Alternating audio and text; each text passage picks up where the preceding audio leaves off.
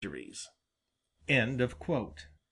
Perhaps the most remarkable thing in this letter is the evidence it gives how completely the genius of President Lincoln had by this, the middle of his presidential term, risen to the full height of his great national duties and responsibilities. From beginning to end it speaks the language and breathes the spirit of the great ruler, secure in popular confidence and official authority, equal to the great emergencies that successively rose before him. Upon General Hooker its courteous praise and frank rebuke, its generous trust and distinct note of fatherly warning, made a profound impression. He strove worthily to redeem his past indiscretions by devoting himself with great zeal and energy to improving the discipline and morale of his army, recalling its absentees, and restoring its spirit by increased drill and renewed activity.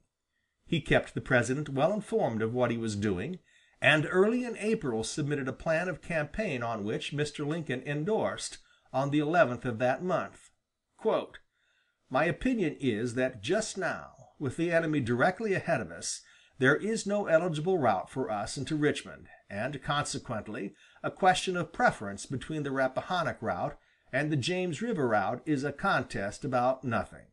Hence our prime object is the enemy's army in front of us, and is not with or about Richmond at all, unless it be incidental to the main object." Having raised his effective force to about 130,000 men, and learning that Lee's army was weakened by detachments to perhaps half that number, Hooker, near the end of the month, prepared and executed a bold movement which, for a while, was attended with encouraging progress.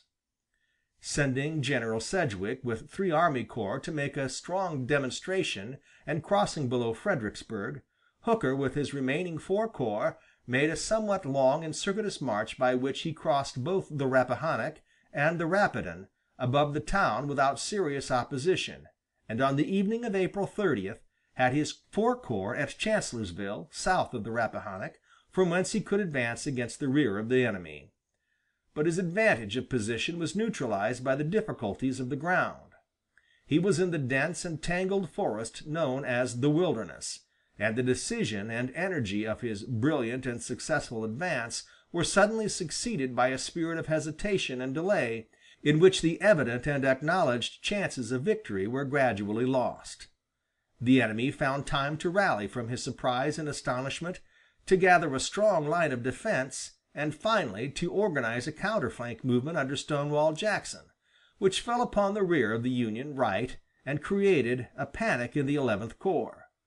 Sedgwick's force had crossed below and taken Fredericksburg, but the divided Union army could not effect a junction, and the fighting from May 1 to May 4 finally ended by the withdrawal of both sections of the Union army north of the Rappahannock.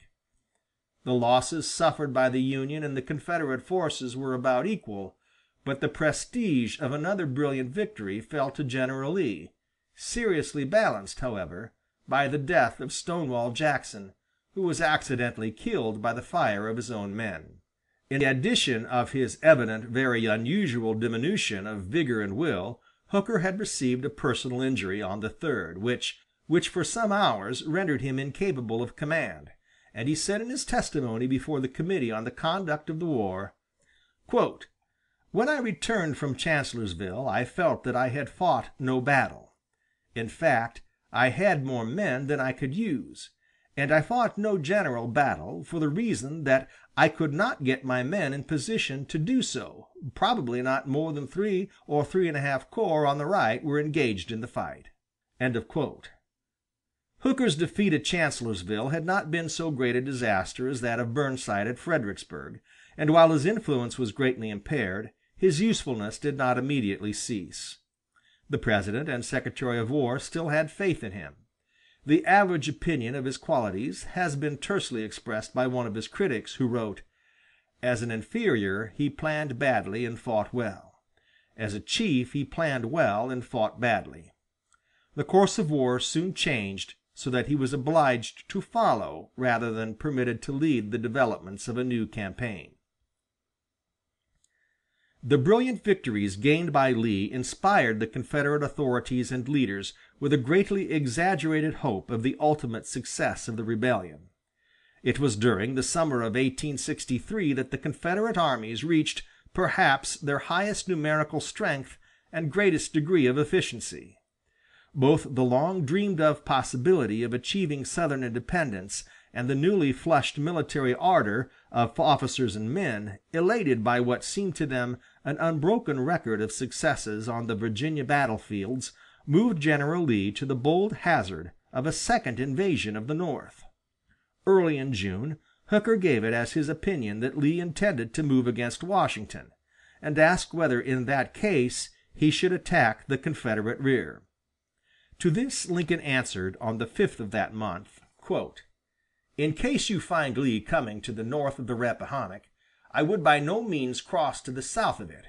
If he should leave a rear force at Fredericksburg tempting you to fall upon it, it would fight in intrenchments and have you at disadvantage, and so, man for man, worst you at that point, while his main force would in some way be getting an advantage of you northward. In one word, I would not take any risk of being entangled upon the river, like an ox jumped half over a fence and liable to be torn by dogs front and rear, without a fair chance to gore one way or kick the other." 5 days later, Hooker, having become convinced that a large part of Lee's army was in motion toward the Shenandoah Valley, proposed the daring plan of a quick and direct march to capture Richmond. But the President immediately telegraphed him a convincing objection. "If left to me, I would not go south to the Rappahannock upon Lee's moving north of it. If you had Richmond invested today, you would not be able to take it in 20 days. Meanwhile, your communications, and with them your army, would be ruined. I think Lee's army, and not Richmond, is your true objective point. If he comes toward the upper Potomac, follow on his flank and on his inside track, shortening your lines while he lengthens his. Fight him, too, when opportunity offers. If he stays where he is, fret him and fret him." The movement north of Lee's army, effectually masked for some days by frequent cavalry skirmishes, now became evident to the Washington authorities. On June 14, Lincoln telegraphed Hooker, "So far as we can make out here, the enemy have Milroy surrounded at Winchester and Tyler at Martinsburg. If they could hold out a few days, could you help them? If the head of Lee's army is at Martinsburg, and the tail of it on the plank road between Fredericksburg and Chancellorsville, the animal must be very slim somewhere. Could you not break him?" While Lee, without halting, crossed the Potomac above Harper's Ferry, and continued his northward march into Maryland and Pennsylvania, Hooker prudently followed on the inside track as Mr. Lincoln had suggested, interposing the Union army effectually to guard Washington and Baltimore. But at this point a long-standing irritation and jealousy between Hooker and Halleck became so acute that on the general-in-chief's refusing a comparatively minor request, Hooker asked to be relieved from command. The President, deeming divided counsel at so critical a juncture more hazardous than a change of command, took Hooker at his word, and appointed General George G. Meade as his successor. Meade had, since Chancellorsville, been as caustic a critic of Hooker as Hooker was of Burnside at and after Fredericksburg. But all spirit of insubordination vanished in the exciting stress of a pursuing campaign, and the new and retiring leaders of the Army of the Potomac exchanged compliments in general orders with high chivalric courtesy, while the army continued its northward march with undiminished ardor and unbroken step. When Meade crossed the Pennsylvania line, Lee was already far ahead, threatening Harrisburg. The Confederate invasion spread terror and loss among farms and villages, and created almost a panic in the great cities. Under the President's call for 100,000 six-months militia, 6 of the adjoining states were sending hurried and improvised forces to the banks of the Susquehanna, under the command of General Couch. Lee, finding that stream too well guarded, turned his course directly east, which, with Meade marching to the north, brought the opposing armies into inevitable contact and collision at the town of Gettysburg. Meade had both expected and carefully prepared to receive the attack and fight a defensive battle on the line of Pipe Creek, but, When,